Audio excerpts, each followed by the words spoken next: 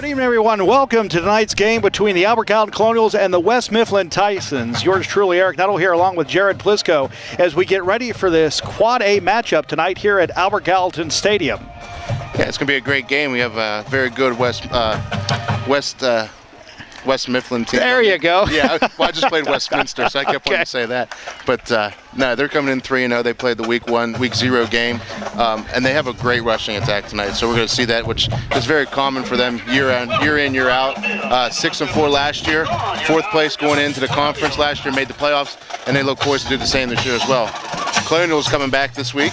Had a tough loss at Ringgold, so this is their week, the 3rd game of the season, and keep hearing about a lot of improvements. They keep getting better. And the one thing we can hope for, and I think we got tonight, is clear skies and no rain like last week. They had a tough time holding on to the ball. So turnovers, as usual, always the key for the Colonials. If they manage the ball, I think they're in good shape. Well, we'll be back right after this with tonight's kickoff between the Albert Gallatin Colonials and the West Mifflin Tysons here on AGTVsports.com and also at Fayette TV, Channel 77. Phil Giannetti Motors at 656 National Pike East in Brownsville is a proud sponsor of programming on FCTV.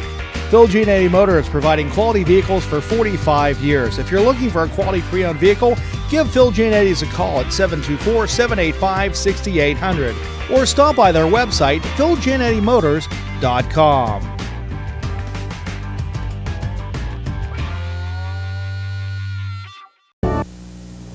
I'm Woodsy Owl, and I'm here to tell you about a dirty word, pollution. Help Woodsy spread the word.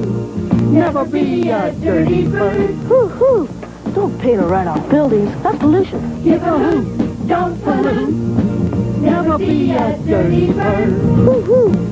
Turn your radio down. That's noise pollution. In the city or in the woods, help keep America looking good. Artu? Where are you? Artu? Artu? Artu, you're on fire!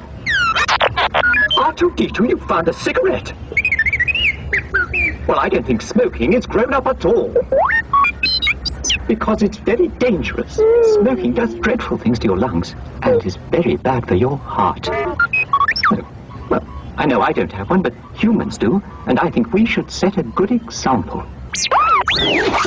Well done, R2. Oh, hello. You know smoking is bad for your health, and it isn't grown up at all. So please, don't smoke. R2, do you really think I don't have a heart? Fayette County Television is provided as a service to the community of Fayette County by the Redstone Foundation, the nonprofit arm of the Fayette County Chamber of Commerce. The Fayette Chamber of Commerce, 600 business members strong, the voice of the business community in Fayette County since 1925. Another beautiful night for football here in southwestern Pennsylvania as we're ready to watch the Albert Gallatin Colonials take on the West Mifflin Tyson. Hi, everybody. Yours truly, Eric Nuttall, along with Jared Plisco tonight as we get ready for Game 3 of the Albert Gallatin Colonial football season. Yeah, I mean, it's like I said, I get excited every Friday night to come watch a game. This is awesome for me. So, and it's just great to be out and call a game. I mean, I think we're going to see some good matchups tonight. I think West Mifflin's going to have a lot of speed tonight. So that's one thing that you're going to see. Last year they had 21 juniors and 16 sophomores. Number 52, so we're getting ready to go here as the captains are out on the center of the field. We have 4:09 left until the kickoff. And just a reminder, you can watch tonight's game online as we're streaming it live this evening. First one of the season we're doing it. And I have to give a shout out to somebody that's not affiliated with us, but I have to give a shout out to Brownsville TV. And the reason I have to give them a shout out is they started using YouTube last year as their streaming device. We were using something else. Well, because I was watching them and seeing what they were doing, we now jumped over to YouTube. So if you search AGTV Sports on YouTube, you'll be able to find tonight's game. And also a reminder to watch us every Wednesday night at 8 o'clock on Fayette TV, Channel 77, and also on Friday nights at 8, but you're usually at a Colonial game, so you don't see that. Correct. But, but that's where we're at. Well, and I like that fact that you guys jumped over to YouTube. YouTube is just everybody knows that it's on your phone. It's accessible all the time. And the video quality is actually pretty darn good. Well, actually, we're broadcasting in high def tonight, which is really nice, which is... Stop it. I love it. which is unusual for us, because before we were taking it to an analog signal, but now we're broadcasting in high def. You know how I am about high def. I know how you are. I won't watch sports if it's not in high def. I'll be honest with you. Yeah, especially you watch those ESPN classics, right? Like, and I won't watch Notre Dame in Southern California. Can't watch it. They got the bars on the side of the screen. You have a problem with pillar box? I do. We're ready for the kickoff right now. The Colonials are lining up. And we have something to do tonight as the Colonials get ready to kick off. The Albert County Colonial Band is on our side this evening. This is interesting. So the viewing audience will be able to hear them. We'll get ready for the kickoff. Well, lining up the kick. Colonials, they put one short on the ground here. A short skip to number 8. He picks it up, and he's going to take it right to the 44-yard line for the Titans. The Titans are going to start on the left hash here. Now, the past 2 years that we've seen the Titans, they've been kind of a spread option team. And curious if they continue to do the same. I mean, they've had a very good run game this year. So, we're going to look at the multi-purpose backs from Howie Reed and Marcus Martin and Ryan Dwyer and Brock Sherlock. I mean, that's good. That's what they feel is their strength of their team as well. So they run a quick toss out to the right. He bounces it. They kind of fence tackle pretty good, actually, to be honest with you. They funneled it back in. Brought down from behind by number 3, Trey Kirby. So Trey Kirby on the first tackle. I was talking to an assistant coach from Ringgold last week about the Colonial Ringgold game last week, and they said the score did not show what actually happened there. The Colonials played a hard-fought game. Unfortunately, they didn't have the breaks going their way. No. Yeah, and I'll be honest, I thought they just broke with 12 in the huddle. Yeah. They run a trap inside. Number 6 gets the nice carry, and he's going to be down gets the first down, I believe. At the 47. Or just shy. New scoreboard tonight, again. Well, I got a lift kit tonight. Yeah, I got a lift kit. Went up about 6 feet from what we understand. So now it's much higher. Or 8 feet, depending on what kid you talk to at school today. A lot of estimates today. I think you could stand 3 kids underneath it on top of each other's shoulders. So okay, maybe 2. I don't know. Be like one of those. What was this? I'm trying to think of the Caribbean things. They yes. Have the totem pole. Yes. That would be Indian. 28 has the ball. He's running. Nice hit. Howard Reed was brought down. Originally was brought down by Colby Verano there, but boy, did he come up and deliver a hit. Well, Trey Kirby's actually the one who wrapped him up first, and Colby came in to finish off the tackle. And what I've been noticing, this game and the last game so far is the Colonials they're not afraid to rotate people in right on the D line. So I mean, continually getting new bodies, fresh legs out there is going to be a big difference. Now, right now, the Titans have been moving the ball rather at ease. That was almost a bad handoff there for number 29. It actually slipped down on him. Yeah, that's like I said, if they can get turnovers tonight, Colonials have a very good chance in this game. Right. So they're going more traditional now. I mean, they had a very good quarterback 2 years ago and running back, the Wheeler kid from 2 years ago. One of the better kids in the WPIAL rushing-wise, and now they go to a very traditional set rather than the spread set now. Ball on the 37, 1st and 10. Clock rolling at 9 minutes and 50 seconds. There's your trap again. They hit it again. Number 6 is going. Stumbles over the 20 and down to the 18. Yeah, when you see the trap, you got to squeeze and you got to cut off that block. I mean, that's going to be the key. If you get upfield, that's where they have the easy block. And really, personally, I don't think they have to block if you just get upfield because they're going to run right by. So the Colonials actually have a tough schedule this year with which I believe they always do. Top four teams in the first 4 weeks. In the first 4 weeks, which is Bell Vernon, Ringgold, West Mifflin, and then next week is it Highlands, I believe? I believe so. You have Ringgold and Bell Vernon playing tonight as well. So oh, really? Big game tonight. Well, we'll keep track of those scores. Number 29 has the ball. He's going up on the outside, and he makes it in. No, he doesn't. Right on the line. That was close. We have to go against the replay because I thought he got in. Yeah, I thought he did too, but they're no hands up, and he's... They're going to put it on about the half-yard line? Half inch? Okay. Half yard line, according to Gary Searock over there. Well, in the I think press it's part of what jargon you belong to around here. Maybe that's what the Buckeye fans talk about too. You know, Maybe. He's a huge Buckeyes fan up there, so. I'd like to give a big shout out to Miss Kaiser, our senior sponsor. And trust me, you don't have to duck. The cameras are up high enough. Yeah. So she just got done announcing our golf seniors tonight, and now she's threatened Mr. Plisco. So that's right. Great history teacher we have. Glad to have her. And he still did not get in. They stopped. They stood him up on the line. Now it's two and still on the half-yard mark. Hey, Kaiser might be the good luck charm here. Maybe. We'll see what happens. It is beautiful sky tonight, though. I mean, this is a great backdrop. It feels like fall, too, finally. I know. There's a nip in the air. Got to think quarterback sneak here. You think? Nope. And nope, they stood him up again. He's in, though. Oh, he's in. Okay. Yeah, met him right at the line. He just got enough to get in. And Ball number 28, he is in for the score. we have a touchdown. We do. For now, West Mifflin 6, Albert Gallatin 0 at 8:45. West Mifflin 6, Albert Gallatin 0 at 8:45. Get ready for the extra point. Do they go for two or do they kick for it? Back you got the extra point by number 27, Tyler Beck. Oh, and don't forget to follow us online at Twitter at AGTV_AGSN. Gotta love the muddle huddle. I mean, how often do you line up and never really run it? But that one time you do, you usually do score. It's up. It's good. And that takes us to 7-0, 8:45 in the first quarter. West Mifflin up. Well, quick score there.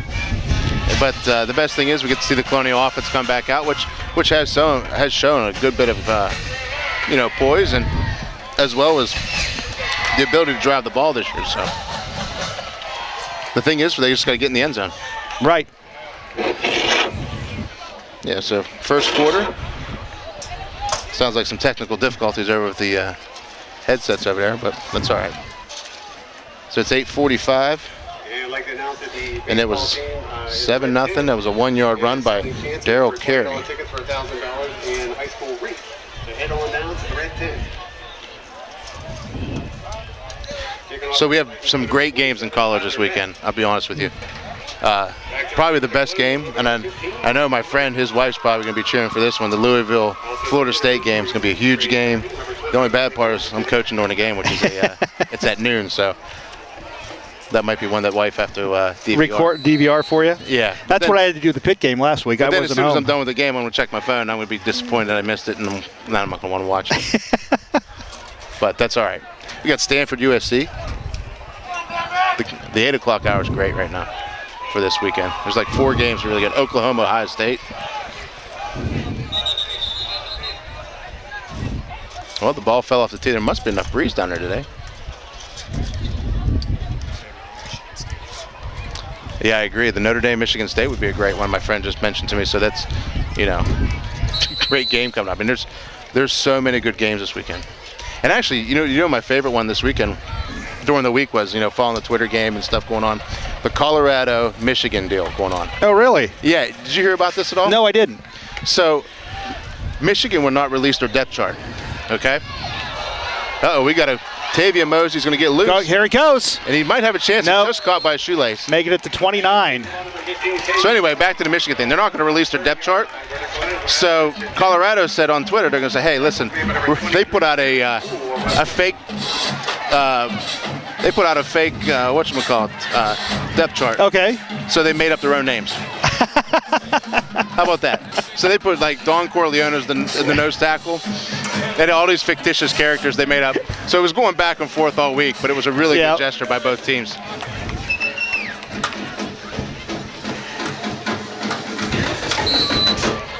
Well, they start in a bunch set here. They show jet sweep right away, and they jump offside. So Colonials will be backing up 5 yards.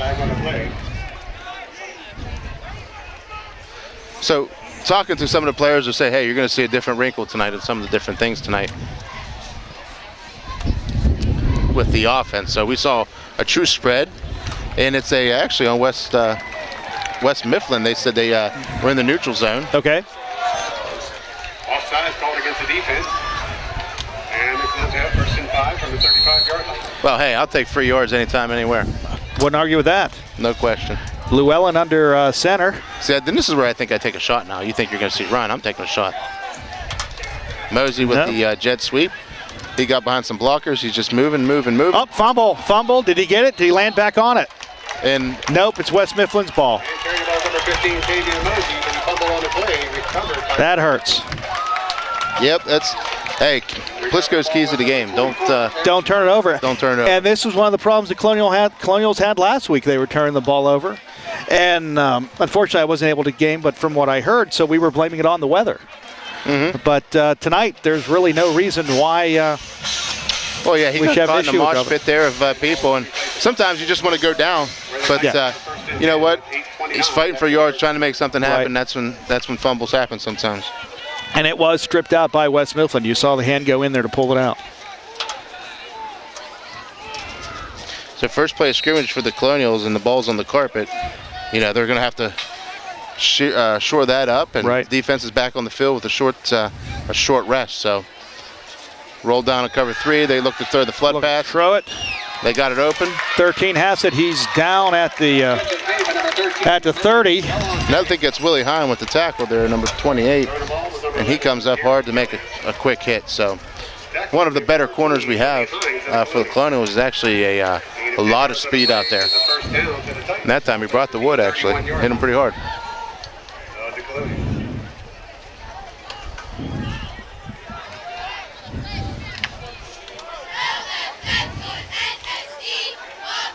Oh, the Titans line up. They flop formation.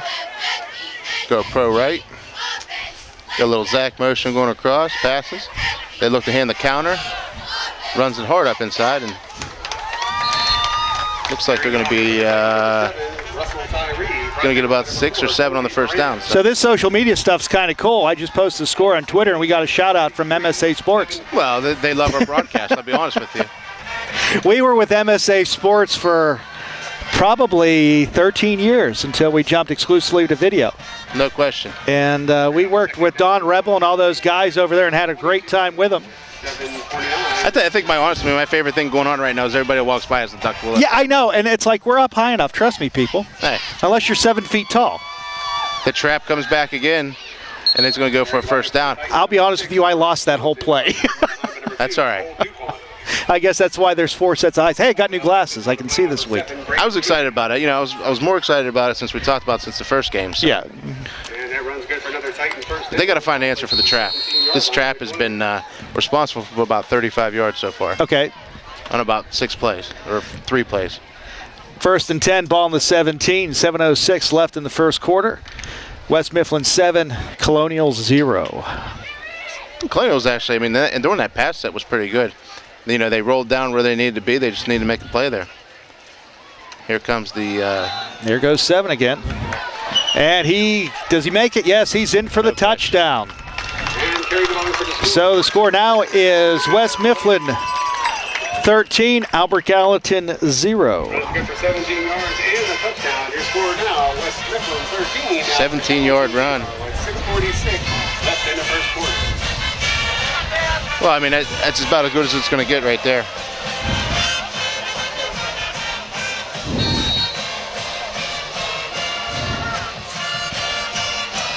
Oh, they line up for the extra point here. Last time it was good. Colonials had a good rush. They just had to get through. The kick is up. And good. And it is good. 14-0. West Mifflin leading with 6:46 left in the first quarter. Yep. You know what I noticed though is we have, you know, since we've been doing the games outside. Guess what? Right. You know, we have Mr. White, our guidance counselor, usually watches the games with us now. Now he's on the field. You're right. Yeah. He had to relocate. Well, it was senior night tonight for the golf team, so. Yeah. Well, that is a big deal. And actually, they're having a great season, believe it or not. Oh, are they really? Yeah, they're actually second in the section. How can they have a great season with Alex Arnold and Tommy Victor gone? Well, they rebounded. Oh, okay. They just keep reloading. I'm being serious. They were very good golfers. Tommy's standing here, and he just looked at me when I said that. So. That's right. But they are. They're having a really good year. You know, they're kind of young. Cole Bagosi and the Fetzner boys are actually hitting the ball very well. And then, I was talking to, Coach Wada, and he said, hey, as long as my 4, 5, and 6, and 7, whoever else is golfing, as long as they just shoot bogey golf, we're in great shape. Right.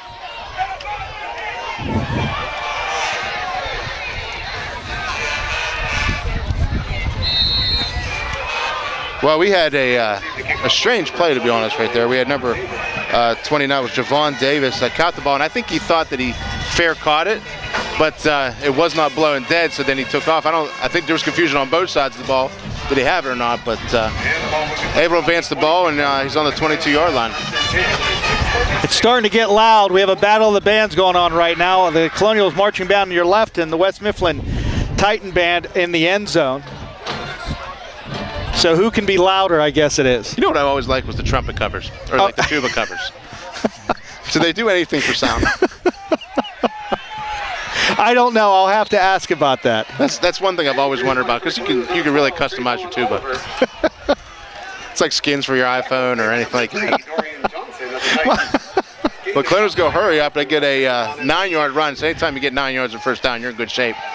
Comes back with it again. It's going to be just short as well. It's going to be 3rd down. My son is playing mellophone, and he was told that he got bumped up to sousaphone in the next couple of weeks. So I'll ask him if they get to do skins for the bells of the I think it's a larger instruments. We haven't looked into yet. He's going to dive for the first down, and I think he's going to get it. Now I think they're going to have to bring the sticks out on that one. Well, Trayvon Oliver, we knew he was the workhorse the past couple games. I mean, I was very impressed by his running ability. Yeah, took some shots, but boy. No, they gave it to him. Oh, that was close. I thought they'd have to run out with the chain gang. Hey, that's a lot of experience out of the box. You always have to look at it from an angle. Right. And I'm pretty dead on. A little spread set.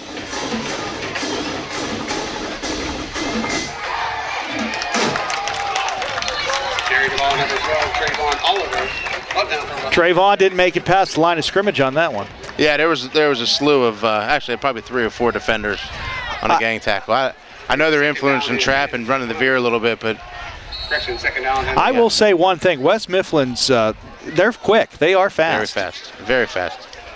Again, there's more people ducking. Right. Yeah.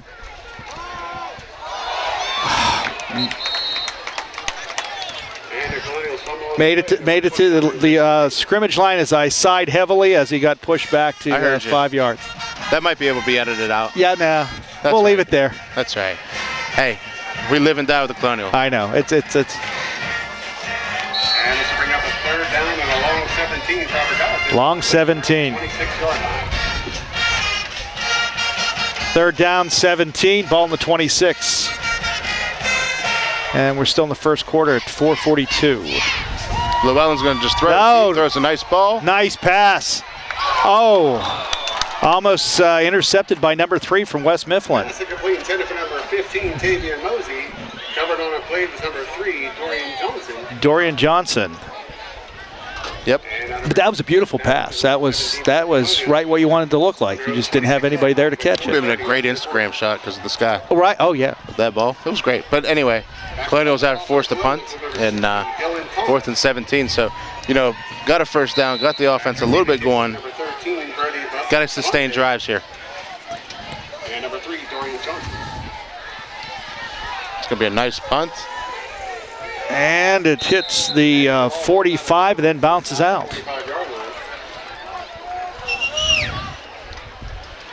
And right now, 4:23 left in the first quarter. 14-0, West Mifflin leading as we are on this beautiful, do you want to call it autumn since the summer's not over yet? Sure feels like it, though. No, I'm loving it. And I'm looking. There's no bonfire tonight. No. I'll be honest with you, the next one's homecoming. Guarantee. Think? Guarantee. Well, that's the next game we're doing. That is true. Yeah, they announced the homecoming court this week. And, yes. All kind of girls on it that are excited. And one of my former camera people is actually on the court, Amber Young. Yeah. Oh, great. Good for her. There's the bomb right there. Overthrow. Number 9 was the intended. That was the fastest 3-step drop I've ever seen thrown. It just amazes me that these quarterbacks, these young kids, freshmen, sophomore, juniors, and even seniors, the arms that they have to be able to just unload them. I mean, just amazing to watch. And he knew Nine's got some speed to burn. Right. So that, he threw it up, tried to let him run under it, take a chance. And anytime you get a sudden change and you're on the plus side of the field, you got to take a shot. Right. Oh, yeah, definitely. They throw it now, they run with it. What's your call? Oh, they run the ball. The extension by the wideouts just tell you they're going to run it. Quarterback kept it. Number 11's going through. There he goes. He's at the 20. He's at the 15. He's at the 10. Fumbled. Oh, out of bounds. The only thing that Colonials could have happened right there would have been better is that ball would have went through the end zone and been a touchback. On the fumble. Just, again, didn't get a bad break. But that was a beautiful run, though. I mean, yeah, as soon as the two receivers stepped out and then the Colonials adjusted to go cover it, right, that left the biggest gap in the area off their option. And you run option. I mean, that's just a great play to run. Load option.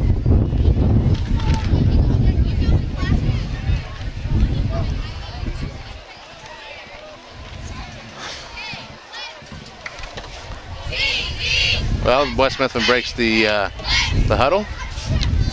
Come out here. They're probably going to throw the toss to the left.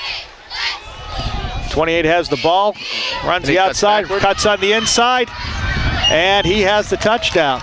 Well, he ran 47 yards. I was just going to say, he ran at least a mile just to get in there, and he only had to go 6 yards. Yeah, that's what we need to invest in next year. Is one of those trackers of like how many yards they run back and forth. ESPN has one. I think AGTV should get one. Well, what I want is 2 end zone cameras. We're asking. We've asked for 2 years. We're keeping our fingers crossed. Well, did Colonial scored 6, but they took it back off there. It's 20-0. 20-zip. It's now 21-0, 3:55 in the first quarter. West Mifflin 20. Albert Gallatin does not have 1. There you go. Guys running the clock tonight. New clock, still getting familiar with it.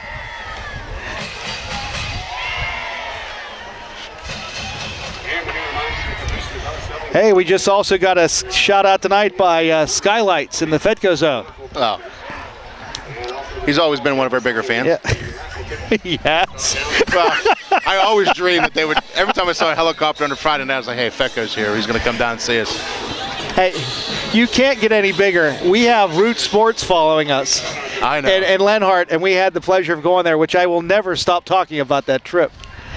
But that's my retirement job. I just want to be the guy that puts stuff on screens. I'll be the custodian. I don't care. You don't have to pay me. Just put me at one of the desks between, Kent DeCalvi and Potash. The whole crew. Just put me in the middle desk right there.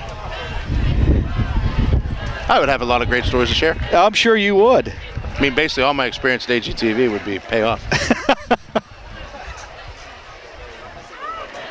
One of the more exciting plays here is they're actually going to have a guy that has to come out and actually hold the ball, which identifies your safety player. It also in the kickoff scheme. Also identifies that it's getting windy out here tonight. Oh, he went out for the extra tee. So he's opting for the 1 inch, takes that out and brings out the standard kickoff tee.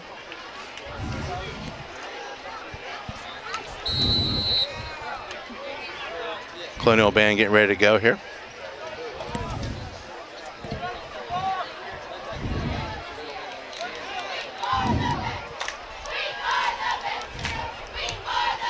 A high flyer here, just going to go right to Willie Himes. Bobbles it off his helmet. He's got a running lane, and he has some speed to burn. There he goes. And to the 35. The ball was number 28, Willie Himes, brought down by number 32 of the Titans, Rob Sherlock.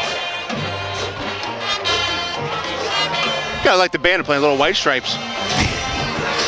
One of my favorite, Seven Nation Army.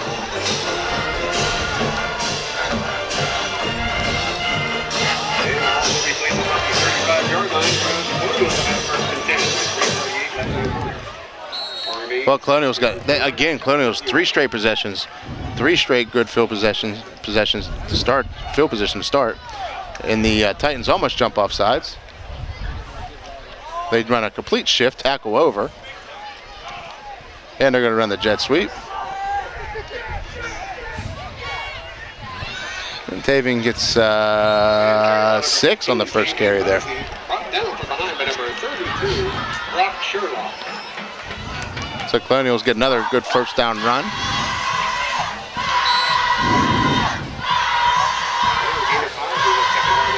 Got a score right now in the second quarter. South Fayette 30, Uniontown 0. South Fayette just went from double A to the quad A, and they're going to win the whole quad A and not lose the game. You think? Absolutely. They're that good. So my question for you is, when did they change the name? I mean, was it always South Fayette, or was it Bridgeville before? South Fayette. It was always. I believe so. Because I was over there the other day, and I didn't realize Bridgeville was part of it, but I remember there was a high school in Bridgeville years ago. Okay, I know it's way before your time, but still. I was going to say, they probably heard when, this was Tri-Valley and we went to Albert Gallup. Maybe. They probably said, hey, we got to change to South Fayette. That's actually. We could have been South Fayette. It would have made more sense. I know. And they run a sweep around the edge. It's going to be a 4th down here. First down bounds by number 10, Warren Johnson. You know what the problem was? What's that? My outfit today. Why? Well, I wore blue and gold. Now that I think about it. To school. Well, Llewellyn 4th down coming up. They're going to run a sneak. Llewellyn keeps the ball, moves it forward. It's going to be a first here. You think? You got it? Yeah, he's got the upfield spot over here on either side. Yeah. So, and all he had to do was gain the line. And he got the first down. We have some critics up here, but I felt that it was Right. across. One thing you will say about Llewellyn is being a freshman right now, the next couple of years, actually next 3 years, are going to be exciting to watch him play. This looks like Heim. He's going to cut it back. They're going to call a flag there. Definitely a holding there. There was a holding there, and that was a hard hit, too, on him. Willie Heim. Gain of about 11 on the play.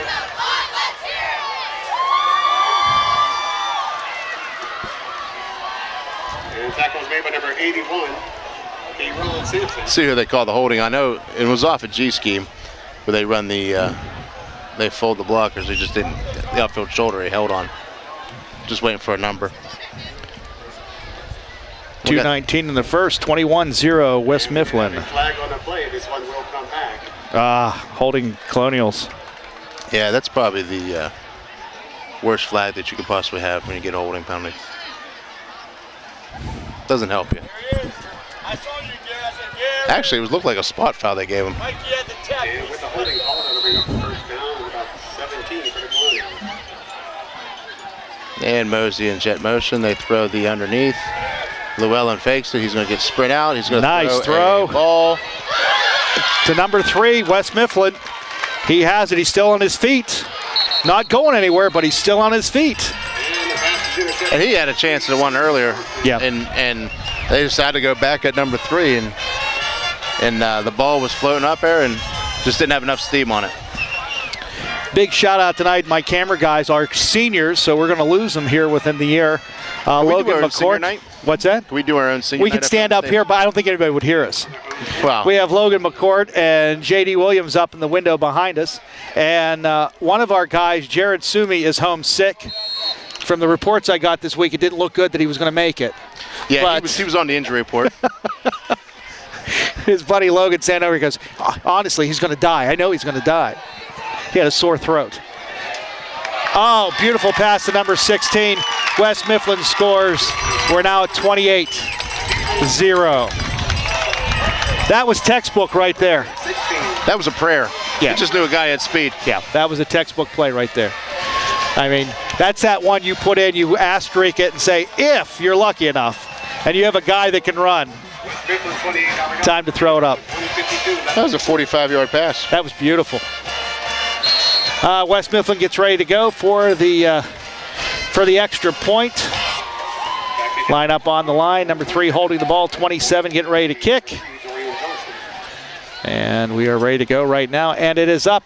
It is good. The score now is 28-0. West Mifflin, Colonials 0. 1:52 left in the first quarter. Well, the West Mifflin ball boys getting a whole heck of a lot of work. That's right. That really is right.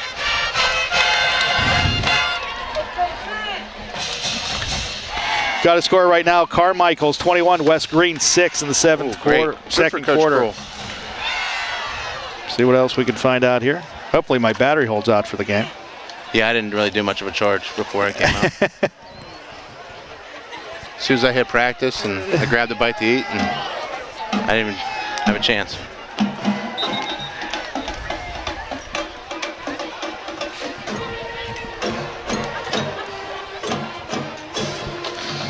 Oh, hey, a lot of good flavor from the band tonight. And I like it. They're actually close. I can hear them. Now I actually know what they play. Actually, I'm ready to dance. The only problem is I'd end up shaking the platform. That's all right, man. I'm waiting for Tommy to start breaking. You know what? I was, too. I looked over there real quick. Hey, we finally got it. We got one in every crowd. Yeah, that's right.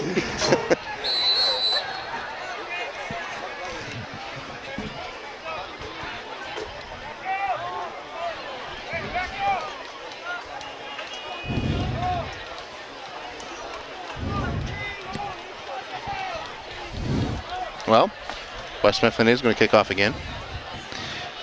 And nice kick. Oh, 28 had it in his hands, went out of his hands, and on the 2, and he's taken down. No, he gets back up again, and he is on the 5.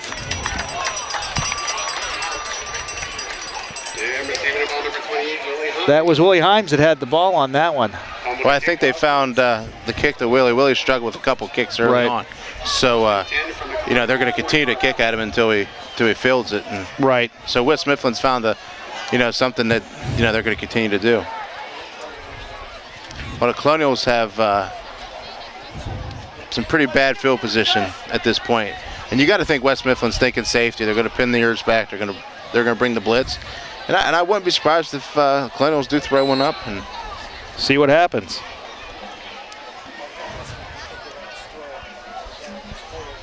And they run with Oliver up the middle, and he keeps fighting. Colonials number 12, Trayvon Oliver. Tackle made by number 22, Amir Foy, and number 52, Dylan Boyden.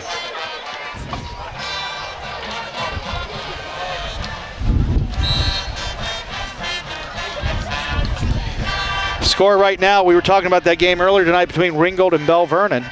What do you got? Ringgold finally gets on the board. Field goal cuts Bell Vernon lead to 17-3. Bell Vernon's winning. Yeah. Yeah. And this must be the Post-Gazette's game of the week. Yeah, it's a big game. And I ultimately felt like that's going to be the game that's going to be for the tops of the conference. But I'll tell you what, I'm very impressed by West Mifflin tonight. Oh, yeah.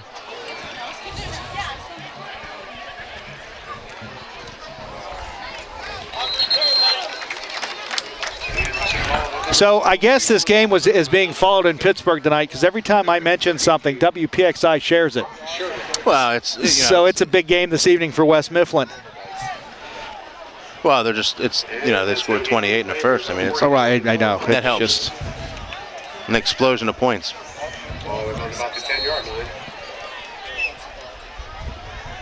Make sure you got everybody. Let's see if they get the snap. This is important to have a great snap right here. A lot of pressure on the snapper. Great snap. Nice. Kicks off. Made it to the 30. Hey, and this is what every coach hates. They don't want to see that ball that's laying around and the guy running away from him because they're afraid it's going to get hit. Right. Now, you made a comment last week that most punts roll 17 yards after they land. The average punt rolls. Got to field it. He fields the ball there. I mean, even if he runs up and fair catches, he saves 10 yards. Right, right.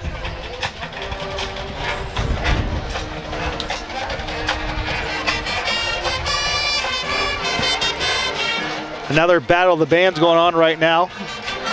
The Colonials are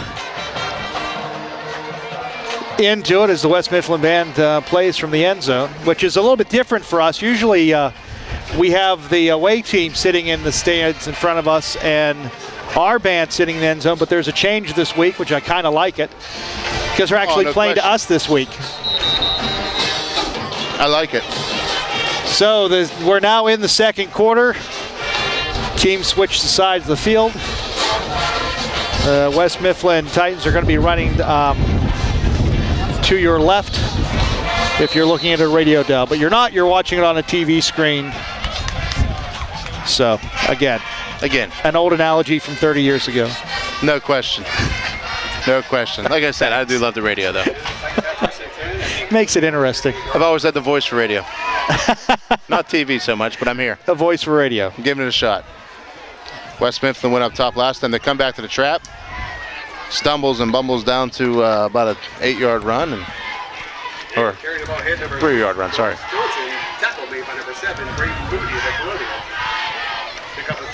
Moody with the tackle. Moody with the week 1 interception for return for the Colonials' lone points in week 1. And he's on the tackle there, playing some outside linebacker as a sophomore. So they're rather young. They're getting better. It's just the speed of the Titans have been just too much for the Colonials.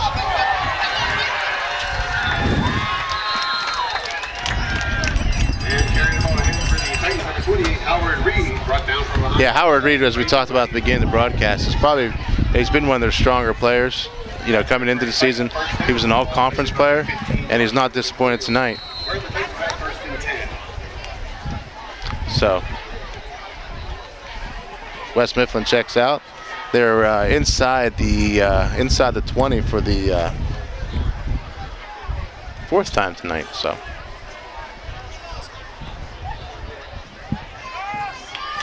There we go.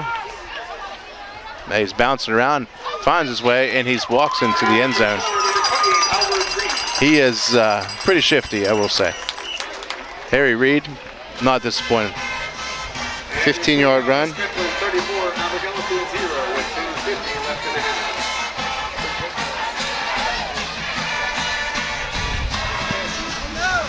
And then you got to start thinking, how long are you going to see Reed tonight the rest of the game? I mean, it's 35-0 here.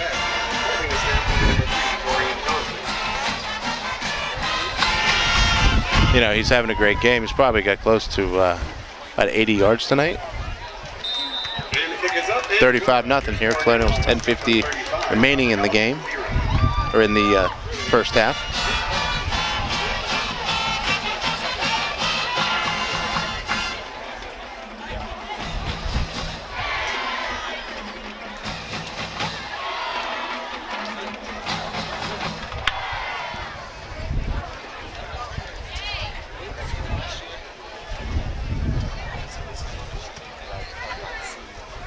And, you know, when we touched the top of the broadcast, I mean, 21 juniors, 15 sophomores last year on this team. So they're a much older team. You know, they're much more experienced. You know, they're 6-4 last year, and they're coming in. They're going to be 4-0 after tonight, barring some kind of disaster by the Titans after this game. So we'll see what happens. But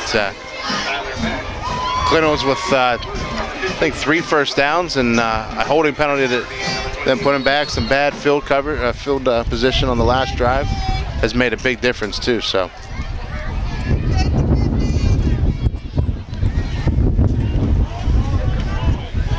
kind of now know why they didn't have a bonfire night. The wind was too much. Well, they said there's a storm coming up through the area this weekend. Oh yeah, it's a tropical storm, I guess they said. Oh, this is my favorite kind. They would be, come to think of it. They would be. Well, they're ready to tee the ball up and tee it high and let it fly. They're going to kick it out of bounds, and the Colonials will get the ball on the 40-yard line. And the ball rolls out of bounds on a kickoff. Score now 35-0 West Mifflin, 10:50 left in the second quarter. And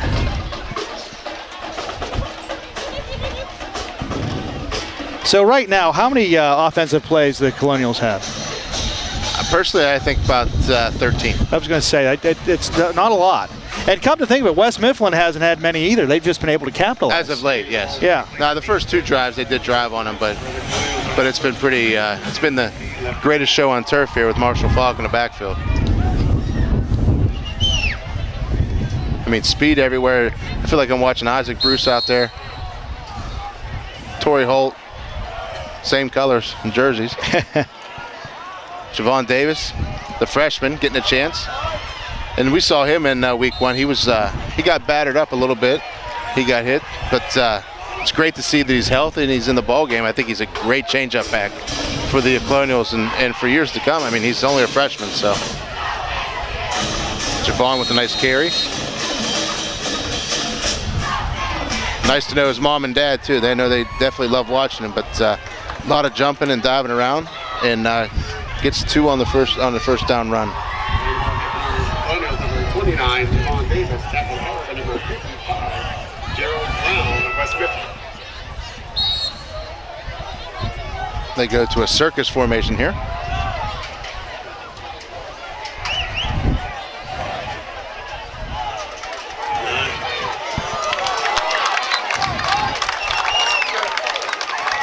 And they do try to get hitting the ball in open space, but 29, Javon Davis. and I think that I wasn't sure if they were going to call it actually incomplete or not, or if it was behind the line of scrimmage and we just had to catch it. So on the 48-yard line. that puts them in a 3rd and long, and there's not many play calls in a playbook for 3rd and long that are always successful. We have a timeout here, looks like by the Colonials. And timeout is called by the Colonials. 9:39. Coach Leota wants to talk about get this thing handled and make sure they get the first down. Even if they get half, they still in good field position to go for it again. So.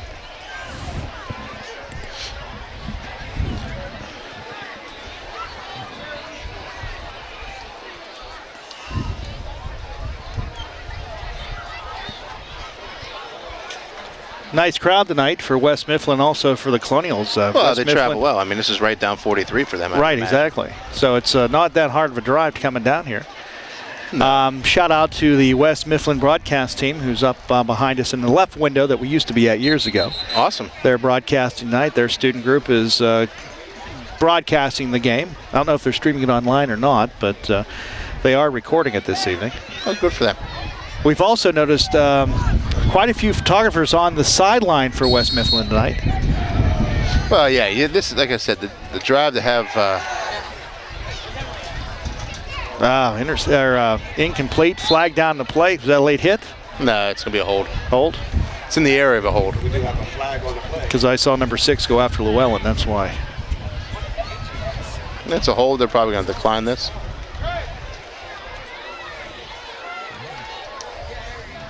It's one of those penalties you're like, hey, what do we do? Right. Really, you just want to decline it. Right.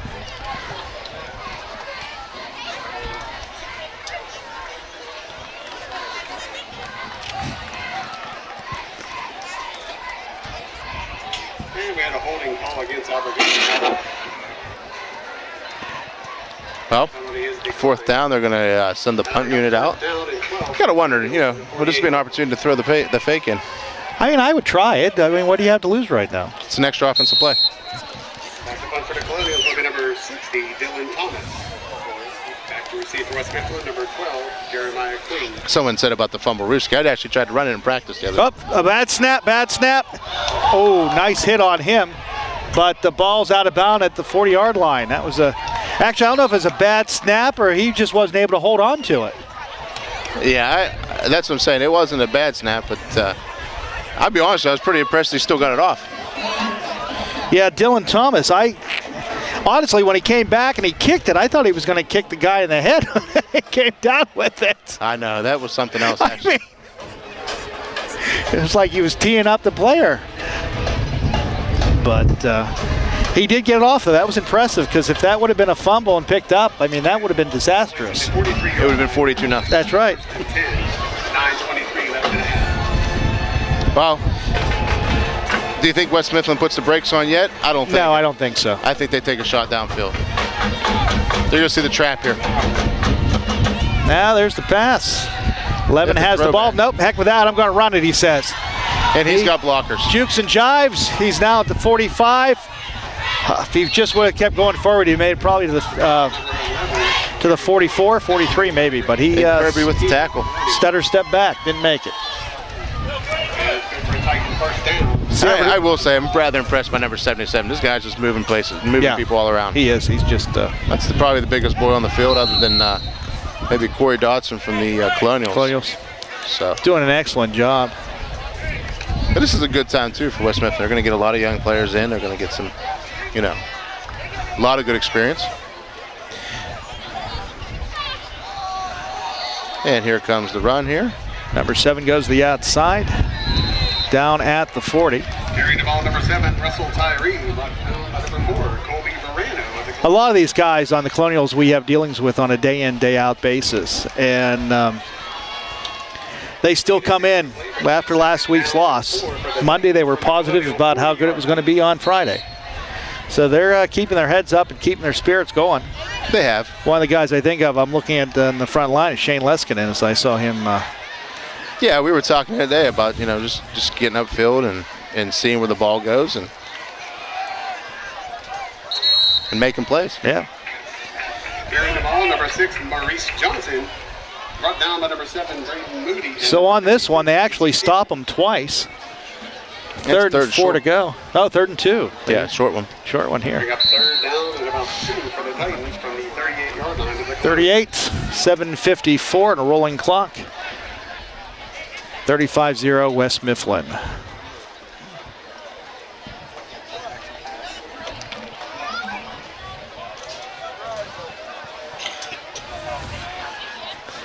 You run it, you throw it? I think you throw it. I think he does too. Even though I think he runs the trap. No, he didn't. He runs it. Number 7 has the ball, goes straight forward, gets the first down, ends up on the 39. And most importantly, holds on to the ball. That's right. Tackle made by number 3, Trey Kirby, and number 7, Braden Moody of the Colonials. So we had a big game last week, the Pitt-Penn State game. And that's good for West Mifflin. Which was amazing. Yeah, it was great. First quarter for Pitt was just unbelievable. Then when it got into the third quarter, it was like, here we go again. It's Pitt giving up a lead. And then when you knew he threw the ball, let go of the ball in the last play, you knew it was getting picked anyway. So right. Game was over as soon as he let go of it out of his hand. You're like, and the best part is, I didn't watch any of it. I heard the whole thing on the radio. I was listening to Bill Hillgrove do the call. Number 11 goes in, and he has the touchdown. 42-0 there. 42-0, 7:02 in the second. I might not have brought enough paper tonight. That was a 33-yard run by the QB there. And honestly, that's starting to be a very good weapon for him, that option where they're able to get him out and run him. It's impressive, actually. So we have 7:02 before the half. Getting ready for the extra point. 27 is back. 3 is holding the ball. It's up, and it's good. Okay, so we have 7 minutes until we go into the half. What is the Colonial coach going to tell these guys? I have no clue. I mean, what would you tell your guys? I've never been in this situation. Really? Never been down 42-0. Well, last year we played a really good team that I personally felt like we weren't very good that game, but we were still it was only 28-7. Right. But still, it was never really been in this situation. 42-0. And what do you say? It's hard to say what you say as a coach. I mean,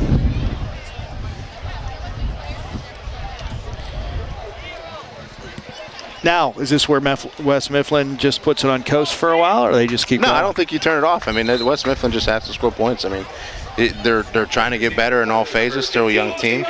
You have to continue to play football. You can't just tell somebody, hey, run the ball and not run as fast.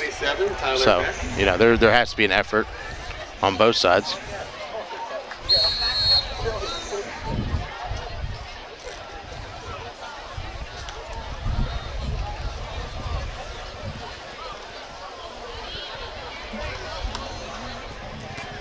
Get ready for the kickoff. Mm-hmm. Number 27 getting ready to get in position. Well, I'm kind of glad I brought my coat tonight. Yeah, it's getting chilly. I have mine behind me.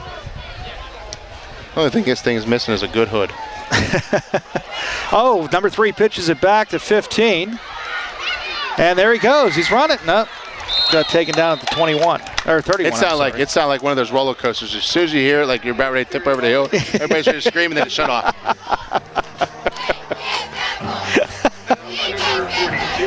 It was like someone hit the mute button. And I thought we had him out, but great analogy.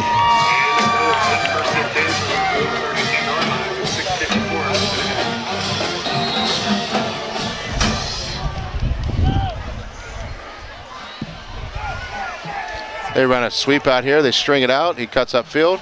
Tavian's still moving. And carrying the ball at number 15, Tavian Mosey. You know, and I've been watching Mosey on the basketball court. You know, talking to Coach Fleener. You know, he was talking about, you know, his opportunity he has here coming up. He's a gym rat. He's always in the gym. Right. But you know, he's going to have a good opportunity at, you know, a D2 school this year, playing some basketball. So, kid's got opportunity.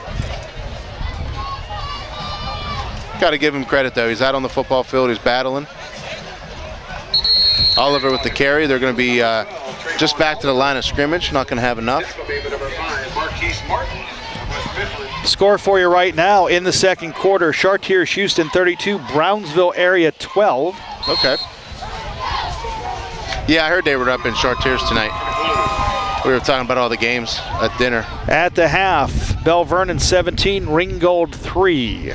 Yeah, Ringgold, I thought they'd score some points.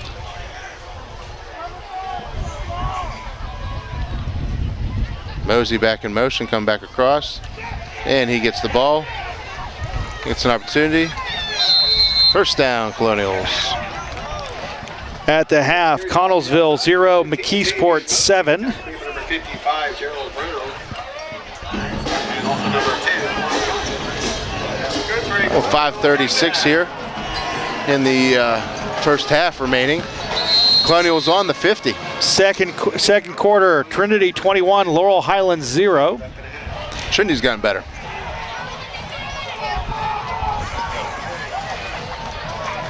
Oliver out in the open. Which, speaking of Laurel Highlands, tomorrow afternoon at 6 p.m. is the Laurel Highlands Band Festival, where the bands from all over the area will be performing tomorrow night at Laurel Highlands High School, which will also be airing on Fayette TV Channel 77 in the coming weeks. That's where we're on. That's right. And a score out of South Fayette. What do you got here? Let me guess. I'm going to say 42. It's going to be 48-0. South Fayette 43, Uniontown 0. It's close. It's very familiar to what we're looking at here tonight. Yep. How'd they get 43? They must have went for 2 once. I was going to ask you to do the math. Well, they got the safety. I was going to ask you to do the math for me. I don't want to. They like this jet sweep, though. They keep coming back to it. They're stringing it out. They're getting north upfield here. But it's going to be, it's going to set them up for a fourth and about 2.5 here. Tackle made by number 5, Marquise Martin, assisted by number 81, Kayron Sampson. And then we got fourth down and a yard for the Colonials. All placed at about the 4. Well, actually, it's going to be a fourth and a yard now. So, Did you go for it or you punt? what do you got to lose? Nothing. Nothing at all. What do you got to lose? So you go for it.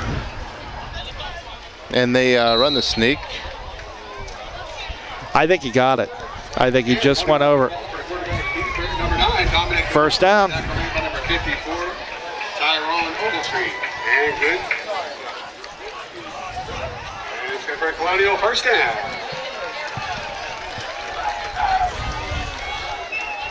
All placed at the What I'm curious about is how many YouTube followers we have tonight. 3:54 left and a half. No, I'll find out here in a few minutes for you. That's what I like to hear.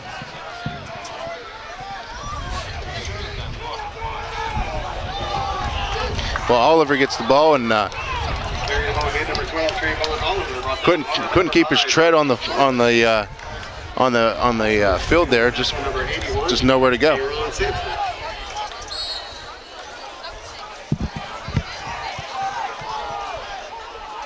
Colonials and still in the spread set, no back. Mosey here with the end around. Number 15, Tavian Mosey. Tripped up to number 52, Dylan Boydus. Colonials are actually putting a nice little drive together here. It's been taking them every 2 third down every time and 1 4th down conversion to make it happen though. 8-5 in the frame, it's up 3rd down and 6. And we have a timeout call here. And Abergausser takes a timeout with 2:55 left and a half. The West Mifflin band's getting ready to line up on the end zone. Colonials are in their opposite end zone getting ready for their halftime tribute to Stevie Wonder. You know what I'm thinking about? What's that? A hamburger or a hot dog. There you go. Or a Kona Ice. I think the Kona Ice, but it's a little bit chilly for me for Kona Ice. Never too It's never too cold for Kona Kona Ice. Oh, Dippin' Dots. It could be. I'm serious. It could be below 20 below outside. I'll still eat Dippin' Dots. It's an obsession.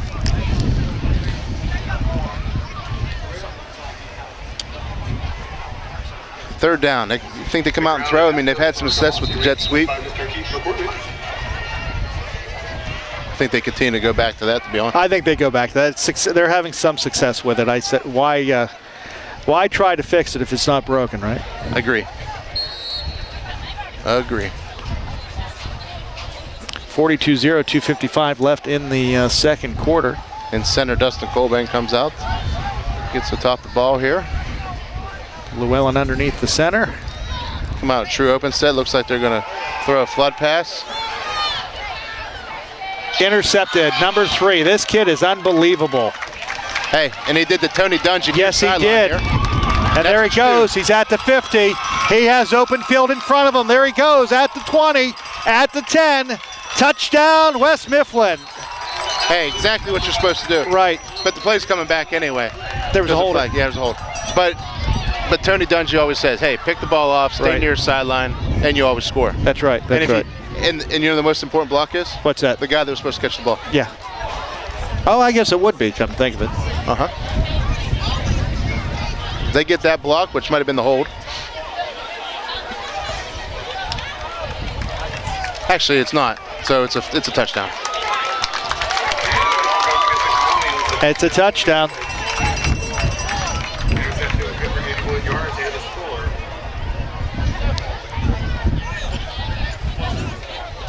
48-0 West Mifflin. Absolutely.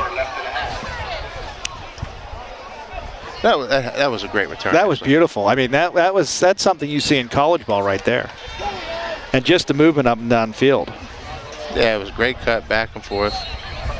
Because usually when you see high school kids do that, they usually lose their footing or they just get tangled up because they go backwards instead of going forward. A long way to run. Trying to avoid the. You got 22 people on the field and you got to avoid everybody. And the kick is up. And good. Extra point good by number 27, Tyler Beck. Holding snap, number 3, Dorian Johnson. Well, you put the offense back on the field. You got to expect some action here and a response. Wind's getting a little bit whippy there. Oh, yeah. That's a good tire. But I guess it is September 16th, so you should expect that, right? I always do. Always do. Well, I mean, I'm still impressed by the return. That was a great return. That was.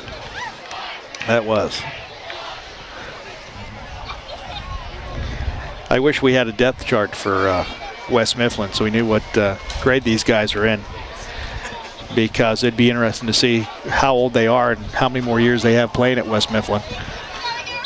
Oh, you know what I think is how many more years before they get to Waynesburg. I'm not going to start recruiting them. Yeah, you have your business cards with you? In the car. Are they? Should have brought some.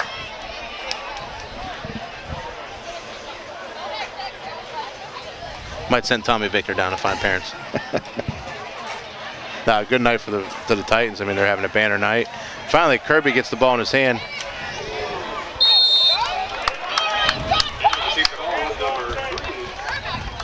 Trey Kirby. Brought down from behind by number 42, Dominic Mann. Well, what do you do offensively here? You got to do something. I think you go up. Got to start taking some shots. And they have. They've tried. They've tried. They just haven't been able to capitalize on them. And, you know, the West Mifflin's doing a great job of just being deeper than the deepest. Right. And also being fast. Very. Extremely. Llewellyn under center. And they bring an extra guy up to guard that. They bring Oliver back the other way. And able to grind out a few yards there. Carrying the ball for the Colonials, number 12, Trayvon Oliver. Brought down by number 55, Gerald Brown. Gain of 4 yards on a play. Brings up 2nd down and 6 for the Colonials from their own 39-yard line. And here they go again, another snap. They give it to Mosey. And he just shy of the first down. Number 15, Tavian Mosey, brought down by number 24 of the Titans, Parrish Parker.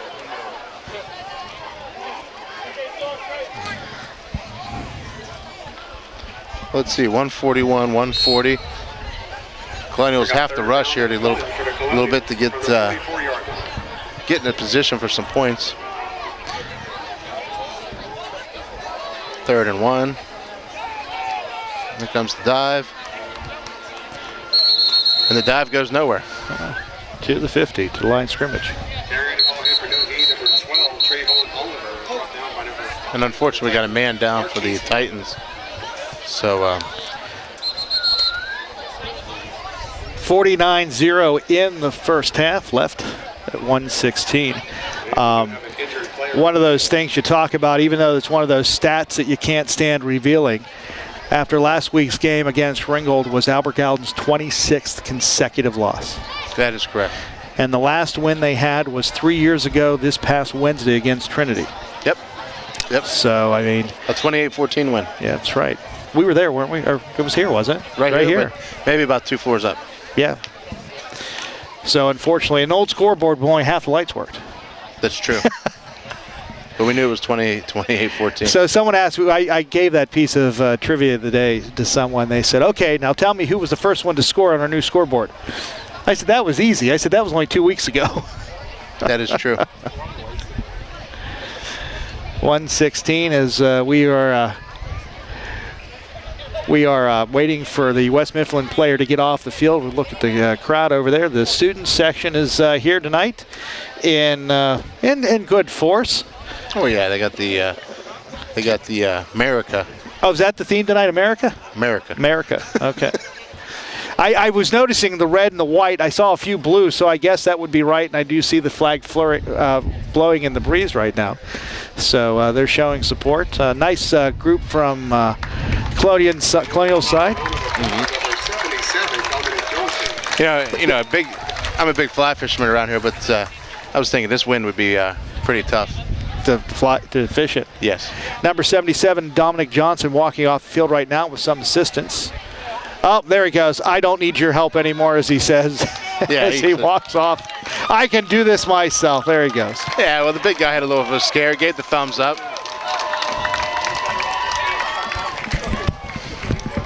Hey, you know what? They gave him back his mouthpiece, too. So, hey, you're allowed to play again.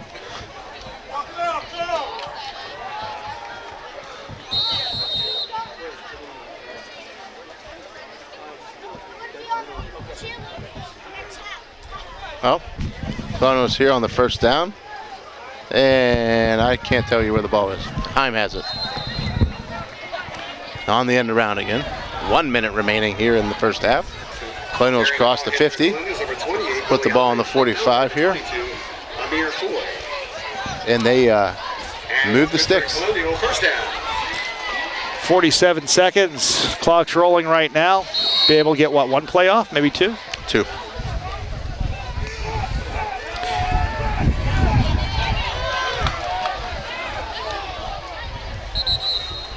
And Mosey. Mosey's his way to the.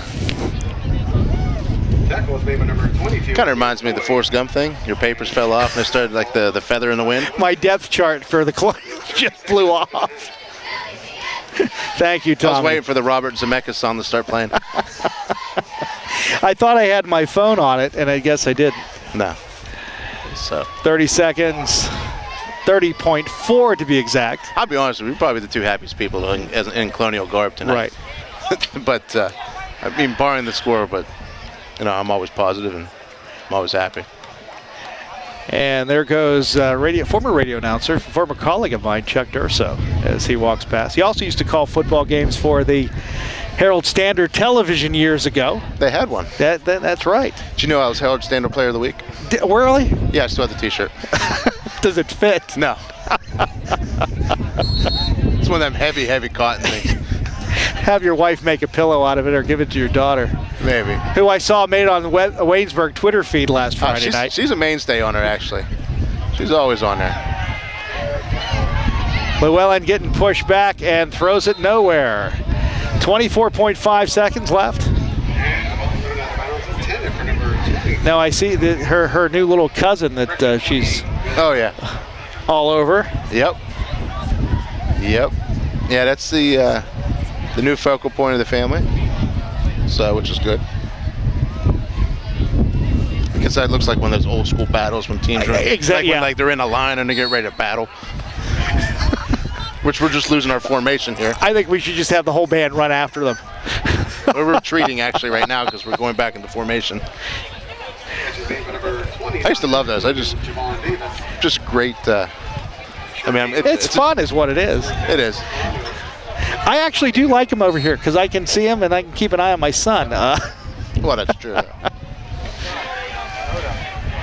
Oh, he throws a Hail Mary. And it goes nowhere, and at the half, the Albert Gallatin Colonials 49, West Mifflin 49, Albert Gallatin 0. Well, you want my recap? Yeah, go ahead, give me a recap. It was the greatest show on turf, and it was 49 points in a blur. And we're getting ready right now for the West Mifflin Marching Band to walk out in the field, and that means we're going to take a brief timeout and come back for the Albert Gallatin Colonial Marching Band as you are watching Albert Gallatin Colonial football here on agtvsports.com and also on Channel 77 Fayette TV every Wednesday night at 8 o'clock. And don't forget to follow us on Twitter at AGTV_AGSN. We'll be back in just a moment here on Fayette TV, Channel 77. Phil Giannetti Motors at 656 National Pike East in Brownsville is a proud sponsor of programming on FCTV. Phil Giannetti Motors providing quality vehicles for 45 years. If you're looking for a quality pre-owned vehicle, give Phil Giannetti's a call at 724-785-6800 or stop by their website, philgiannettymotors.com.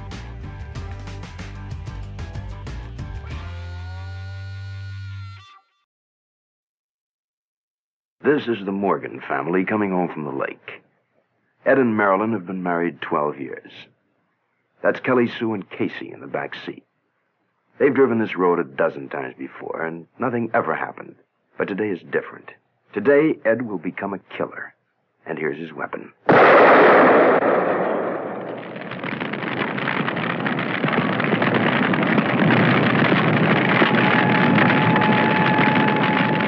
Good old Ed Morgan. A mighty careful man in his own home. He can't imagine how anyone could have been so careless. Ed Morgan, every man. Anyone who handles fire in any form is a potential killer. Anyone can start a fire and never even know it. Please be very careful with fire. Please. Only you can prevent forest fires. Artu? Where are you? Artu? Artu? Huh? Artu, you're on fire! R2-D2, you found a cigarette. Well, I don't think smoking is grown up at all. Because it's very dangerous. Smoking does dreadful things to your lungs and is very bad for your heart. Well, I know I don't have one, but humans do, and I think we should set a good example. Well done, R2. Oh, hello. You know smoking is bad for your health, and it isn't grown up at all. So please, don't smoke. R2, do you really think I don't have a heart?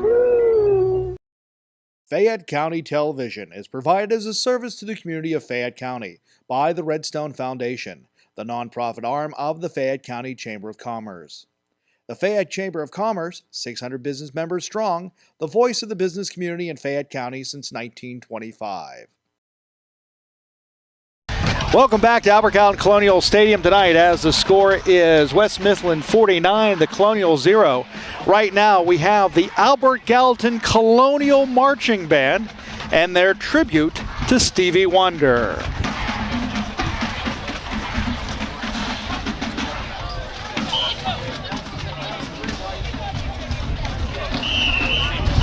The Fine Arts Department at Albert Gallatin is proud to present for your listening enjoyment the music of Stevie Wonder.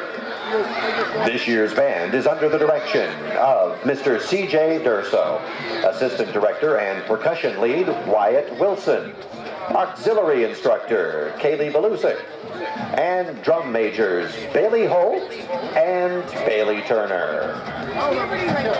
We will start our show tonight with the 1972 hit Superstition. Now sit back and enjoy the music of Stevie Wonder presented by the Colonial Marching Band.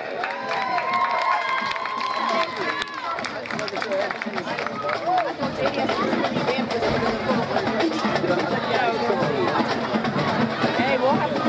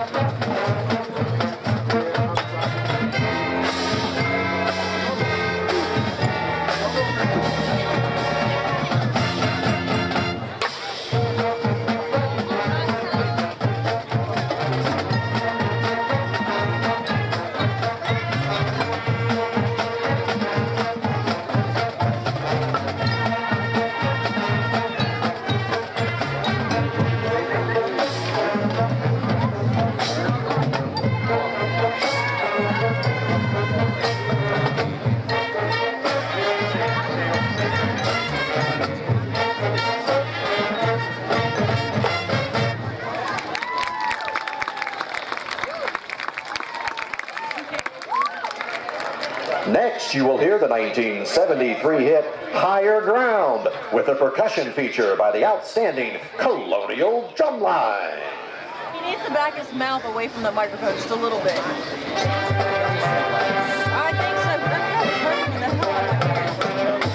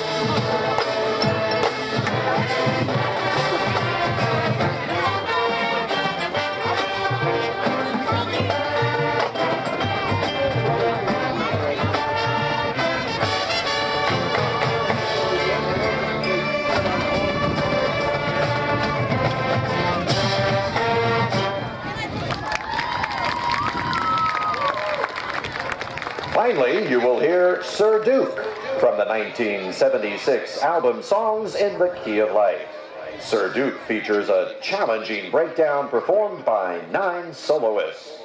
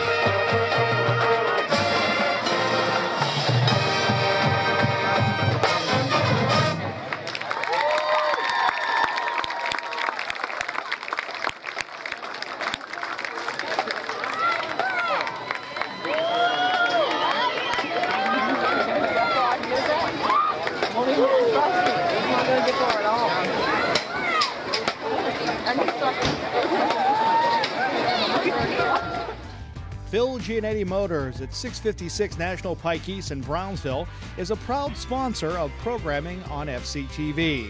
Phil Giannetti Motors providing quality vehicles for 45 years. If you're looking for a quality pre-owned vehicle, give Phil Giannetti's a call at 724-785-6800 or stop by their website, philgiannettimotors.com.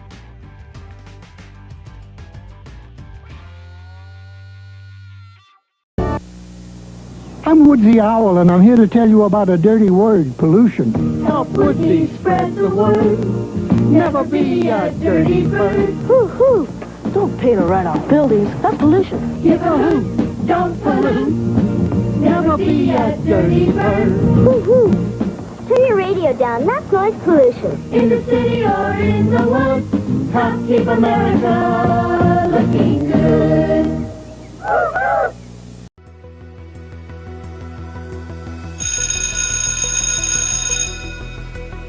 Over 85% graduation rate.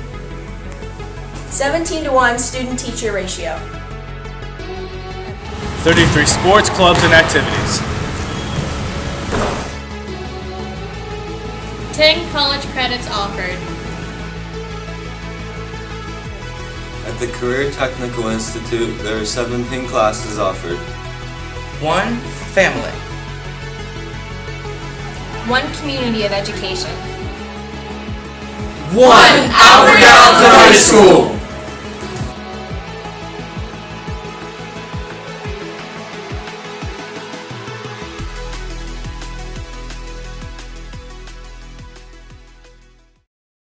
Fayette County Television is provided as a service to the community of Fayette County by the Redstone Foundation, the nonprofit arm of the Fayette County Chamber of Commerce.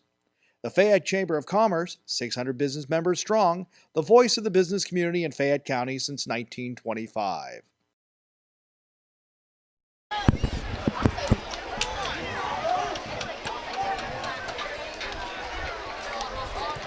Welcome back to Colonial Stadium. Well, the score, West Mifflin 49, the Colonials 0. We'd like to thank our halftime sponsor, Phil Giannetti Motors, for providing quality vehicles for over 48 years in southwestern Pennsylvania. And a big shout outs to the Albert Gallatin Marching Band. Once again, a great halftime show. And we're getting ready for a second half. Now, I used to buy a lot of cars off Phil. Phil? Yeah, right atop the hill. Right atop the hill. Yep. Phil on the hill. I'll talk to him. Maybe he'll change his slogan. Yeah, but I've been working with Chip for years. Anyway, we're getting ready to come back into the second half. Now, this is a question I asked you before going into the half. What do you tell these guys? You know what? I polled the audience. Yeah. And no one had an answer. I don't think you do. I don't think you do just either. Go out, you tell them, first half is done. Let's see what we can do the second half and see if we can win this one. Because right now, I mean, it's an uphill battle, unfortunately. Yeah, unfortunately it is. But you know what I noticed? Watching the game, you know, Colonials have played some really good football even early on, even though the score hasn't shown. Right. Today they're having an off night. Right. They really are. Exactly. And again, we go back to it, not that it's an excuse or anything, but they are a young team. I mean, they're getting their legs underneath them. New coach, trying to figure out how to make a system work around here. Yep. And West Mifflin just looks like a well-oiled machine tonight. Yeah, I mean, and the oil's been changed multiple times. Yeah, exactly. And it's been clean running. Everything they've done is great. And I'll be honest, I'm more impressed with the speed more than anything else tonight. You know, I think that's been the biggest difference in this game. Not that the Colonials don't have it. It's just the West Mifflin is just blazing speed right now. And with the score being 49-0, we're going into the, what are we calling it now? The We're going to call it the sportsmanship rule. Sportsmanship. So in other words, clock keeps running. The only thing it stops are timeouts. Yes. So we'll see what happens. Unfortunately, I hate to say it, but it's going to be a quick second half. Yeah, it's going to be quick. I mean, we'll see what happens here. So hopefully we'll be able to do that. The Colonials are on the sideline. West Mifflin is going into a group huddle before they get ready to come off the sidelines. And we get ready to go. Now, Colonials get the ball first half. Or they do. You can receive the kickoff in the beginning of the second half. Which is good, though. You know, this is, hey, you put together a score. Maybe Snowball if they get 2-3 scores before this is all said and done, they ought to be happy with themselves. That's good. That's good. Well, we got 58 seconds here, and it's rolling through. Wind's definitely picking up. And almost time to start. Like I said, we said the Colonials would be getting the ball first. And they've had some woes on the kickoff return, but you know the thing is despite the woes they've had on the kickoff, they've had pretty good field position this game. So minus the one time, I mean they did have one turnover this, or no, they had 3, 2 interceptions and a fumble. So.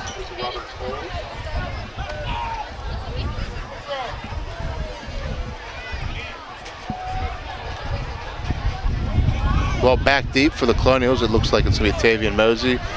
Kirby is going to be one of the up backs. Heim is going to be deep. And we have seen Javon Davis catch some at the fullback position. So, you know, they have sprayed the ball all over the place in terms of the kickoff itself from West Mifflin. But it's all been, you know, they have all had opportunities to make plays. Well, the scoreboard's reset with 12 minutes. Each team gets their 3 timeouts back, and the ball's on the 40, ready to be kicked off.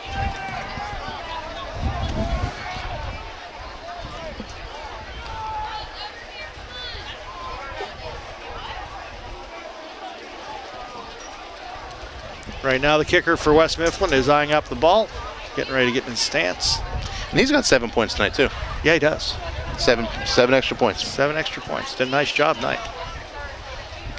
And a nice kick. He's going to put it right at Kirby. Kirby got it. And they're going to take it back to the field. You always want to return back to your sideline if you can. Kirby's going to make some moves. A little bit of movement on that one. Not bad. Looks good. Also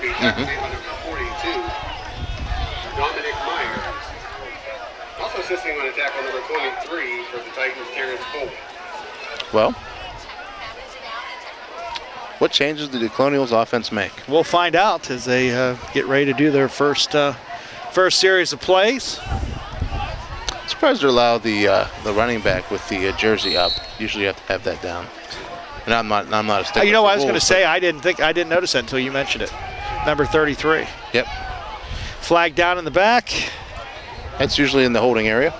Carrying the ball here for the Colonials, number 15. And that's not the way, if that's the case, you want to start your quarter there. Dorian Johnson. none of one of my TV guys actually is Devin Colbank with his shirt up. Oh, I see. Yeah. Okay, that's what I was wondering. I didn't know what, obviously, with those pads on, it's warm and stuff like that. And if you leave it up, it's a good way to keep it cool, but wasn't sure if they would allow it or not. Illegal use of hands called against the Colonials. So this will come back. They did a great job with the announcements this morning too. So we're finally back on live, which is so nice. I know it's been one of those things we've been hoping for it to come back, and we heard the announcement. Announcements are ready, and it wasn't that they were going to read them, and I was like, hey, it's game time. Yeah, we made it through the adversity, so we're back. That's all how you respond. We're back. Colonial with the ball. Tried. Trayvon with the ball and ran right through a bunch of players from West Mifflin. Yeah, not much going there. Not much going on right there. This is one of those series of plays where you could probably take 3 or 4 minutes off because the clock's not running down. I know. That real time goes quick. It does. It really does. I was surprised they don't have a throw off of that though. Why is that? I just figured that you would have, Tavian is an athletic player. I'm surprised that why wouldn't you have a throw built in? No, that's true. That's a valid point. Especially with a cross. You look like you're coming for a block and you slip behind. And Llewellyn has an arm. I mean, he can, when he unloads it, he unloads it. Well, I've been saying the guy they've been handing the ball off to. I'm a big fan of Auburn. Auburn plays all those tricks and games. Well, we saw that last game in Bell Vernon. Yeah. When they did that pitch to the side, he decided he was going to throw it. Didn't go anywhere, but it was a nice throw, and if it would have worked out, he would have made it at least, 35 yards on that play 2 weeks ago. And this is one of those areas now where you see, Tavian Mosley's had 20-some carries now. I mean, this is a lot for him right now at this point. Back deep is number 3, who's had an electric game. With the interception turn, depending on the kick, which it looks like they're going to kick out of bounds. Nope, didn't get it, and it is rolling to the 42. Tick, tick, tick. It was like Plinko. Yeah. It was bouncing and bobbing and weaving around the lines. Tink, tink, tink, tink, tink, yeah. You know what my favorite was, though? The favorite game on Price is Right? What's that? The yodeler. You would be. You know how you just got to get the price close. Had that little range there. Yep, and when he fell off, he was done. Well, my new thing now is on Sunday nights, which I'm showing my age, is they've redone the match game. Oh yeah, I with did Alec see that come back. And it's like reliving my childhood. Now my kids actually enjoy it. Well, a lot of reserves in here for West Mifflin. And they start the game just the way they started the second half with the toss play.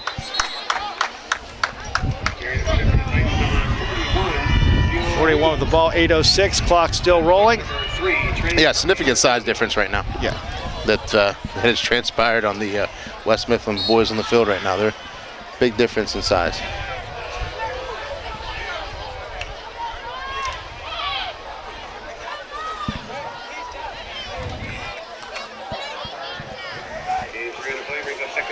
Most likely this will be the squad that we see tomorrow. At the JV game. Yep. Texas here. And that's a good run by number 25. He got downfield and first down. That will be number 3, Trey Kirby. First down for West Mifflin.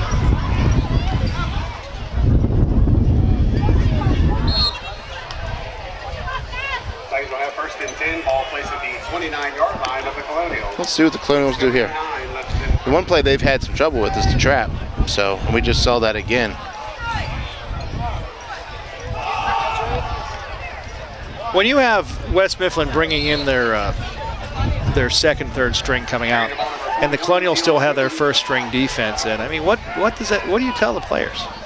Well, I mean, they still got to play and compete. Right. I mean, it's more about pride and compete, and it's the best I can think of. I mean, that's just it's the nature of the game. Some teams are better than others. Right. And it's just one of those things trying to boost up the Colonials' confidence that they can actually compete week after week. Mm-hmm.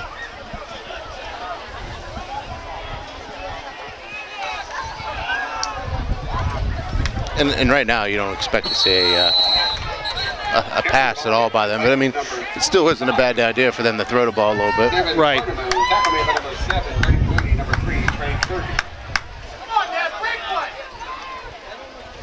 And just a few seconds, we'll announce the 50-50 for $434. 6:02 right now. 49-0 West Mifflin.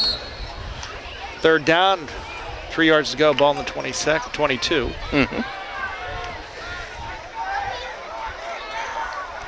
Let's see what happens here. You know what I did notice is the backs that are real close. You know, in the eye. I mean, they're at 6 yards, 6.5. Most times you see them at 8, 9 yards as a tailback. So, I mean, but they run a lot of like counter plays and such, so don't have to be real deep, I guess, for that. 4th and 2. Got to go for it. On the 21.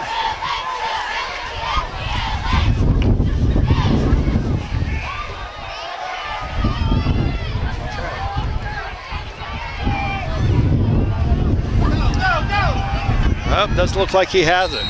Colonials stop. And they get off the field here. Carrying the ball was number 44, Michael Congan. Well, they moved the ball up and down the field. Now the Colonials get their chance. Now, one of the things we see, and we've been noticing it, that they don't go for the 2, West Mifflin. They go for the extra point. Now, would that have been a play that you put your field goal kicker in and see if he can make it? Where at that? At the 4 and 3.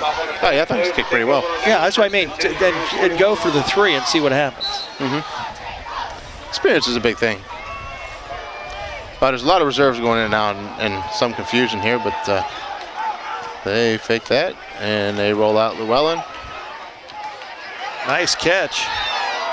This is, I believe it was Peyton Fabricki. Pass complete to number 22, Patton Fabricki. Brought down from number 41, Zion Wings. And that's good for Colonial first down. So yeah, they run the curl route off the play action. Get Llewellyn on the edge. Bet they come back to Oliver here.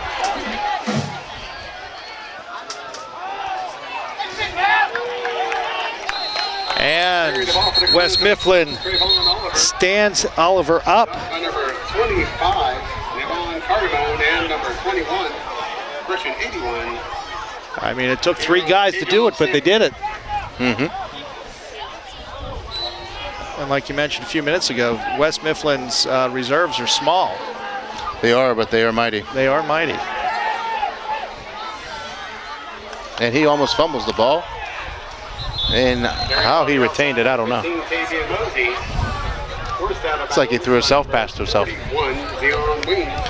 3rd and 7, ball in the 41, 3:16 left in the third quarter. And winning number on a 50-50 ticket, 169-3543. 169-3543. $434. Come to the press box. Not a bad take for the night. No, I take it. Oliver with the carry and still fighting his way. Lost yardage on the play on that one. Forward progress. You think? Yep. Yep, they taps did. his hip and he gives him the sign to go. They give it to him. 1st and 10 on the 45. And good for Colonial first down. So move the ball 10 at a time is all you can ask for. Yep, 4 yards in a cloud of dust. Around the end is Heim. And it looks like we have a bonfire over on the...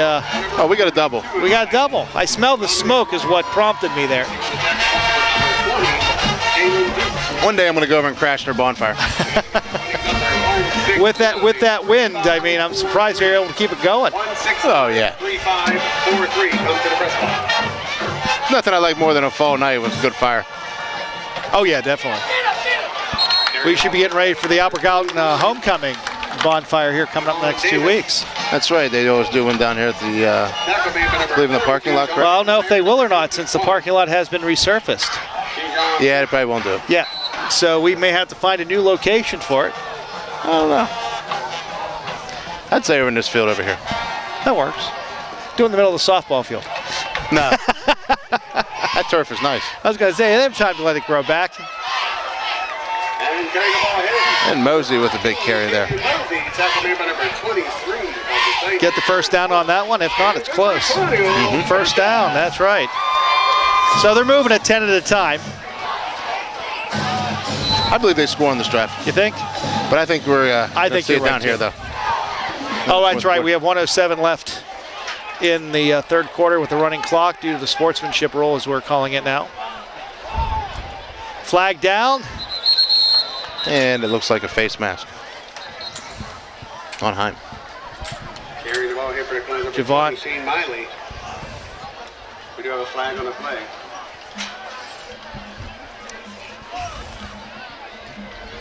Didn't see where it happened at. I just saw the laundry coming out of his back pocket. It actually wasn't a bad toss by the ump. I'd like to see a little more wrist action, right? Yeah, I mean he had it. Just launch it. And the penalty goes. If I'm throwing a flag, I'm throwing as high as I can so everybody in the stands can see it. Yeah. Then it looks like a parachute coming down. So did you notice tonight, the first game we had, the refs were actually using the mics and were relaying penalties, and tonight they're not? Yeah. Technical difficulties. I wonder if it's because of the wind or... I think it's truly because of the wind. And they string that out. Heim tries to cut it back. Someone lost a helmet on the field. There is a bucket rolling around. That person has to come out of the game, actually. 4-1 play, right? Just one. Which, this is a good question. Does he have to come out for one play now that we have he's injured too. He got taken down. Right now we're at the beginning of the fourth quarter. Score now is 49 West Mifflin 0 Colonials, and as we see, if our cameraman zooms out a little bit, we can actually see the West Mifflin marching band in the end zone as they get ready to go. We still have a Colonial down on the field, and we're getting an idea. And if our cameraman will keep panning left, you can actually see the crowd here tonight at the Colonial game. Give you an idea of what crowd is here this evening, which is a nice crowd. Colonial Stadium, I thought. Oh, okay. At least that's what we're calling it. I mean, last year it was York Run. Yeah, I made up a name for it every week. So I really like to see it, somewhere here. I would honestly like them to go back and name it. I agree. I mean, the Jared Plisco field, I don't know about that, but what about Doc Franks? I agree. Would that not be to be a nice idea. Name it after him? I mean, he was what? The winningest coach the WPIAL had, and the Colonials had. Correct. So now I know that was before the merger and everything else, Absolutely. but still, he was a very well-respected coach throughout the region. Still is. I think maybe we should start a petition. I'm not starting it. Okay. I'm out on that one. Okay. Not that I'm not opposed. I'm just not in favor either. We still got to find a name for it, though.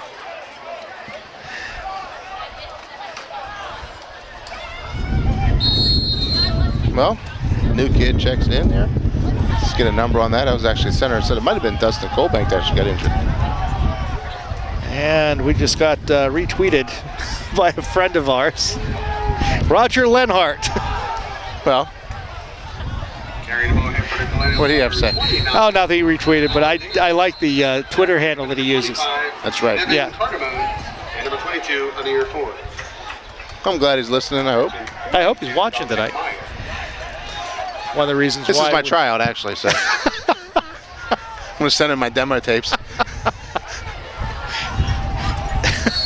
Good luck. I know, I got no chance. I have no chance. Well, if Lanny Terry can make it, why can't you, right?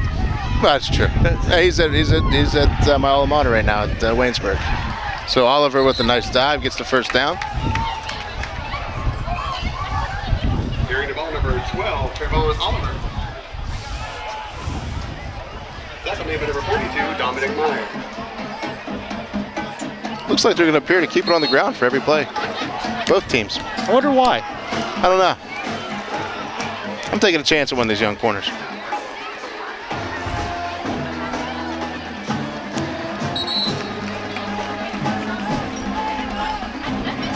Ball carried by number 12, Trayvon Oliver. Tackle made by number 64, Malachi Kershaw. I look down here to my right. I see the coach for our junior high team, Tom Karazzi's down here tonight. He's always checking out his boys he's had in the past, so he's a good supporter of the program. And actually, we'll be covering one of their games this coming Wednesday. I knew that was a good segue into I had to get it in there. So That's right. That will be airing here also on Fayette TV channel 77 within the week and a half. So we'll be able to have that game on. And as we broadcast all the games, and also, as I mentioned, the Laurel Highlands Band Festival, which will be going on tomorrow, will also be airing on Fayette TV in about a week. So we'll keep you posted on that. Follow us on Twitter, Facebook, and keep posted on what's going on with Fayette TV. A lot of exciting programming going on. And also Fayette TV, channel 77. Short game number 12, Trayvon Oliver. Tackle made by number 41, Zeon Weems, and number 2, Dante Braxton. One thing I never noticed that we never use the pavilion down here in the south end zone. You know what? I keep forgetting that's there. I know. From the 6-yard line for the Colonials. I wonder if we can take it over. We could. That could be our hub. There you go. What if we get Wi-Fi all out there? Put walls up, and we'll broadcast from there. Oh. Have the game catered. That would be a great place. Nevin Parnaboo, number 61. I'll be honest with you, I keep forgetting it's there. It's my outdoor classroom. I never use. I should have used it. I was going to tell you, it'd take you longer to get there. Nice hit. Hey, he didn't go down. That was amazing. That was unbelievable. Tavian got hit, and he never went down. Yeah, no quit. It was the hardest 6 yards I've seen in years. Yeah, that was just unbelievable. And I'll be honest, I clinched because I like Tavian a lot in basketball and such, and I was worried about that knee right away at first. Well, that's what I thought happened. I thought he was going to go down. And it was an excellent run and no quit. Going for 2. See what happens here. And they run the dive. And they got the 2. For 2, number 12, Trayvon Oliver. Tavon with it again. So, big score there by the Colonials, 8:48. With the 2-point conversion, your score now, West Mifflin 29, your Colonials 8. With 8:48 left in the game.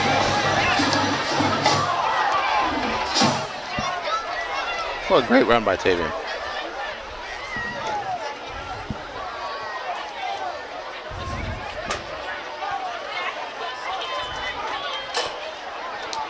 I don't expect an onside kick, to be honest with you.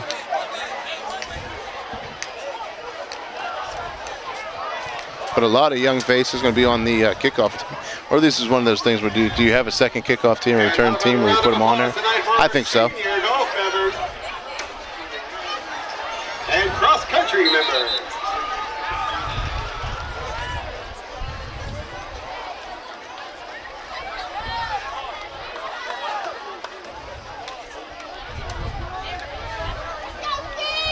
Well, he's teed it up with the laces facing him, so we got to think there's something going on. Something's going on here. Something a little fishy here. Yeah. I've never seen this. Laces out, Dan. Laces out, Dan. That's one of my favorite lines of all time. No. Squib kick. And Colonials, they have it. Someone's fighting for it. And there's a scrum.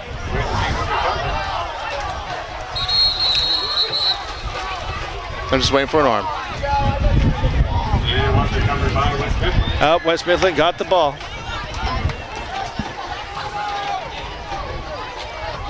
Now that right there is a football game meal.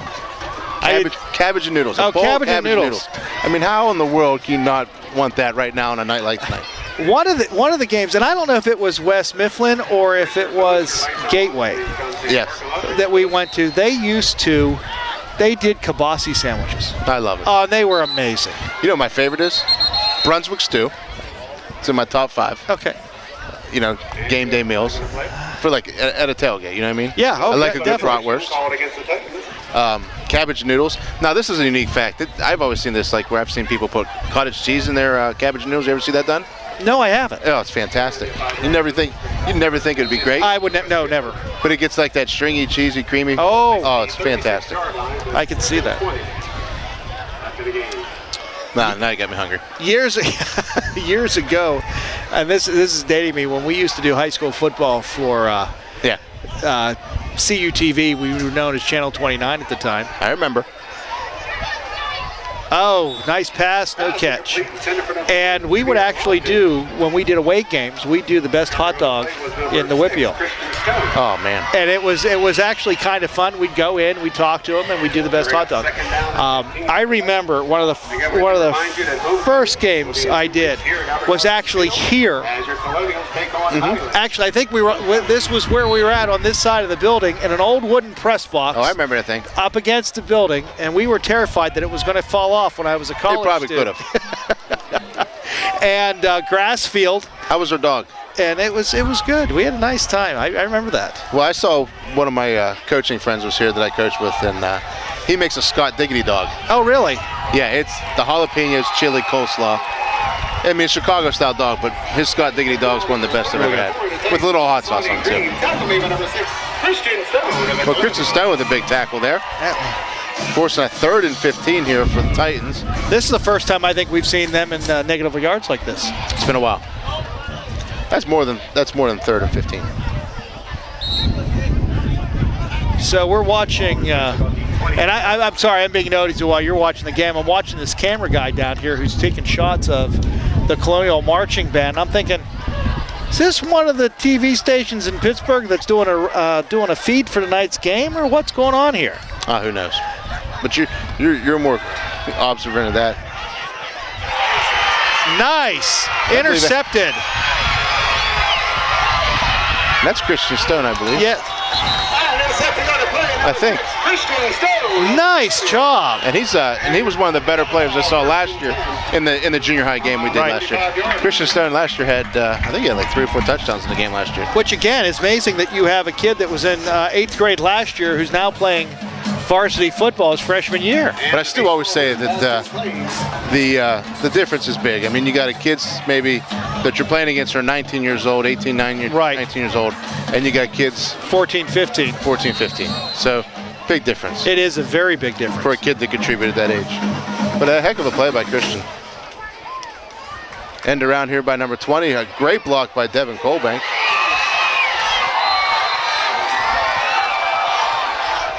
Nice run by number 20. We got a name on that kid? Carrying the ball here for the Colonials, number 28, Willie Hines. Willie Hines. It looked like 20 though. I thought it was 22.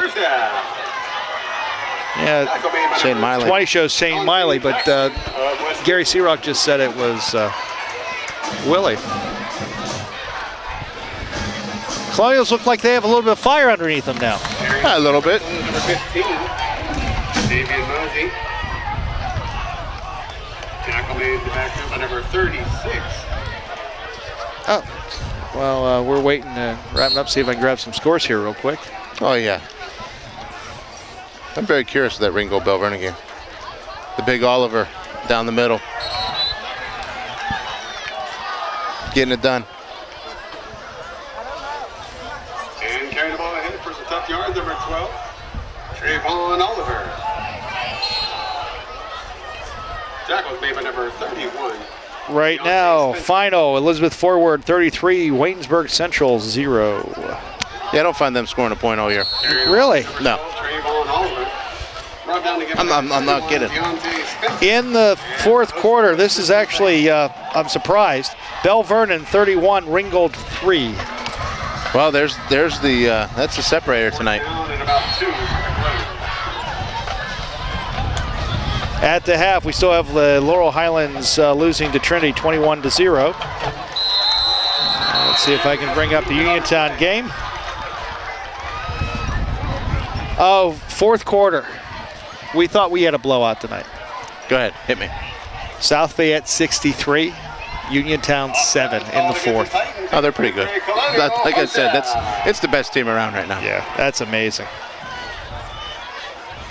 First and 10 from the 31-yard line of West Mifflin. 2:39 left in the game.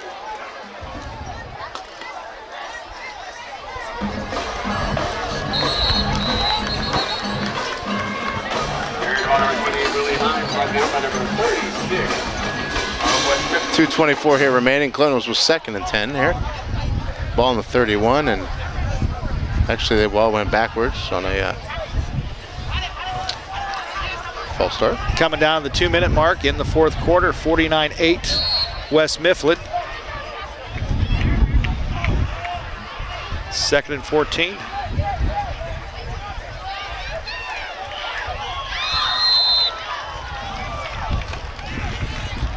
Carrying the ball number 20. Javon Davis. Good run by him. Carrying the ball number 29, Javon Davis. Is it Javon or Javon? Javon. Javon. Okay. Named after his dad.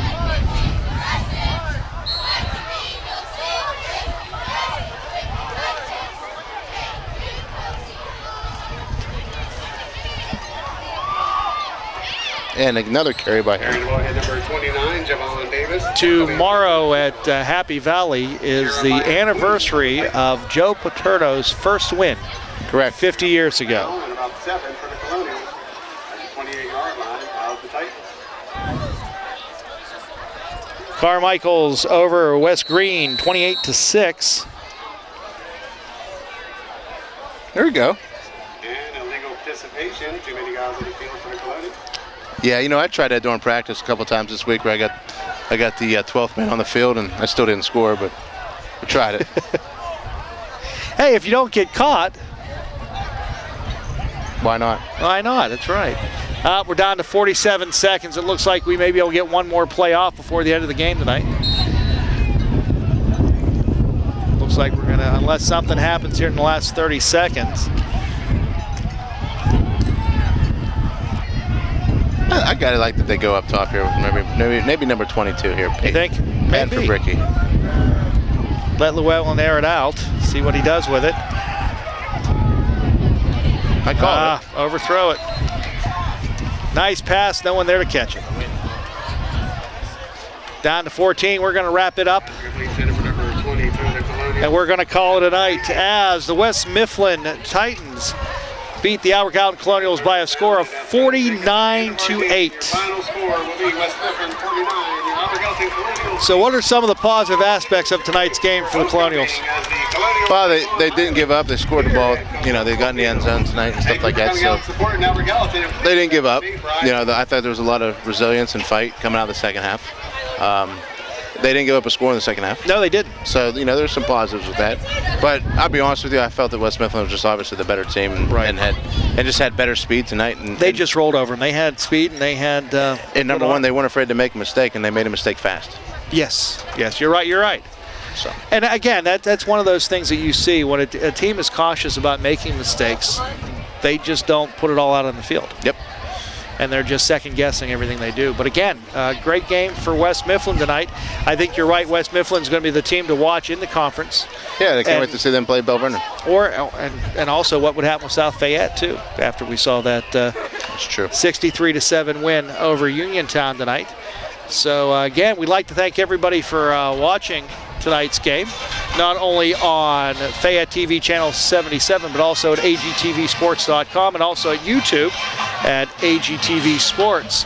So we'll be back in 2 weeks for our homecoming game as the Colonials will face off with another one team in the conference, and we'll see what happens then. So join us in 2 weeks here on looking forward to too.